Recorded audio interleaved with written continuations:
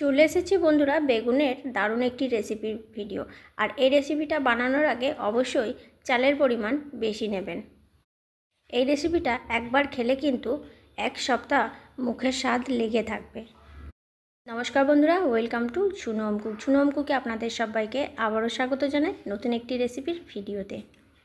বেগুনের এই রেসিপিটা একবার খেলে মুখের স্বাদ কিন্তু লেগে থাকবে। আর একটা বেগুনেরই রেসিপি বানিয়ে শেয়ার করব আপনাদের সাথে। এবার আমি বেগুনটাকে কেটে নিয়ে চলে এসেছি। প্রথমে গোল করে কেটে নিয়েছি, তারপর লম্বা করে। বেগুনগুলোকে দিয়ে দিলাম একটা বাটির মধ্যে। এবার দিয়ে দিচ্ছি লবণ আর জল। লবণ জলে ভিজিয়ে রাখলে বেগুনের যে একটা কালচে ভাব হয় সেটা কিন্তু হবে না, তাই আমি কিছুক্ষণের জন্য ভিজিয়ে রাখছি। রেসিপিটা ভালো লাগলে অবশ্যই একটা লাইক ও কমেন্ট করে জানাতে ভুলবেন না। আর চ্যানেলে নতুন বন্ধু হয়ে থাকলে চ্যানেলটিকে সাবস্ক্রাইব করে পাশে থাকবেন। এদিকে বেগুনের রেসিপিটা বানানোর জন্য বড় চামচে 2 চামচ পোস্ত বেটে নিয়েছি। তার সাথে নিয়েছি একটা বড় সাইজের টমেটো, বড় সাইজের পেঁয়াজ কুচি আর কাঁচা লঙ্কা। 3-4টে কাঁচা লঙ্কা আমি চিড়ে নিয়েছি। এবার রান্নার জন্য গ্যাসের চুলা অন করে কড়াই বসিয়ে দিয়েছি। তারপর কড়াইয়ের মধ্যে দিয়ে দিচ্ছি সর্ষের তেল। রান্নাটা আমি সর্ষের তেলে করছি। সর্ষের তেলে বানালে খেতে কিন্তু আরও বেশি স্বাদ হয়। এবার তেলটা গরম করে নিয়ে তেলের মধ্যে ফোড়ন দিচ্ছি কালো জিরে আর চেরা কাঁচা লঙ্কা। তার সাথে পেঁয়াজগুলোও দিয়ে দেব। এখানে আমি অনেকটা পরিমাণে পেঁয়াজ কেটে নিয়েছি, বড় সাইজে 2টো পেঁয়াজ। তার মধ্যে কিছুটা পেঁয়াজ কুচি রেখে দিয়ে বাকিটা দিয়ে দিলাম। এবার পেঁয়াজ কুচিটা একটু ভেজে নিচ্ছি। আজকে শেয়ার করা রেসিপিটা কেমন লাগলো অবশ্যই একটা কমেন্ট করে জানাবেন। আর চ্যানেলের নতুন বন্ধু হয়ে থাকলে চ্যানেলটিকে সাবস্ক্রাইব করে পাশে থাকবেন। আর যেসব বন্ধুরা সাবস্ক্রাইব করে পাশে আছেন তাদেরকে অসংখ্য ধন্যবাদ জানাই।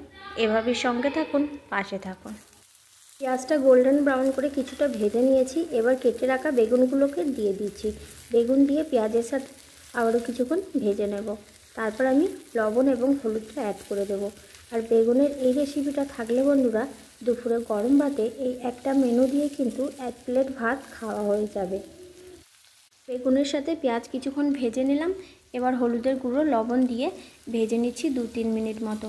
2-3 মিনিট ভাজা হয়ে গেলে তারপর টমেটো দিয়ে টমেটোটাও কিছুক্ষণ ভেজে নেব। টমেটো দেওয়ার ভিডিওটা স্কিপ হয়ে গেছে তাই দেখাতে পারিনি। টমেটো দিয়ে কিছুক্ষণ ভেজে নেওয়ার পরে আমি পোস্ত বাটাটাকে অ্যাড করে দিয়েছি। পোস্ত বাটা দিয়ে কিছুক্ষণ আবারও নেড়ে নিচ্ছি।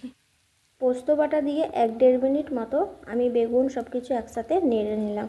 এবার পোস্ত বাটিটা থেকে একটু জল দিয়ে দিচ্ছি। জল দিয়ে ভালো করে মিশিয়ে নেব। তারপর লো ফ্লেমে ঢাকনা চাপা দিয়ে কিছুক্ষণ ফুটিয়ে নেব। তাহলে বেগুন যেটুকু সিদ্ধ হতে বাকি আছে পুরোপুরিভাবে সিদ্ধ হয়ে যাবে। এবার আমি রান্নাটা লো ফ্লেমে করে নেব। সামান্য পরিমাণে জল এই সময় দিয়ে দিচ্ছি যাতে কড়াইয়ের তলা দিকে লেগে পুড়ে না যায়। এবার লো ফ্লেমে 3-4 মিনিট মতো রেখে দেব। তারপর আমি ঢাকনা খুলে নেব। এবার একটা কভার করে দিচ্ছি। 3-4 মিনিট পর আমি ঢাকনা খুলে নিচ্ছি বন্ধুরা। আর ফ্লেমটা একদম লোতে রেখেছিলাম। তারপরে বেগুন ভালো করে সিদ্ধ করে নিলাম। এবার আমি ভালো করে নেড়ে নিয়ে তারপর গ্যাসের ফ্লেমটাকে বন্ধ করে দেব। বেগুনের রেসিপিটা কিন্তু আমার তৈরি হয়ে গেছে।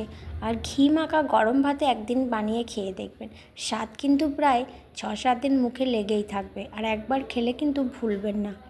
এবার গ্যাসের ফ্লেমটাকে বন্ধ করে রেসিপিটাকে অন্য একটা পাত্রের মধ্যে ঢেলে নেব।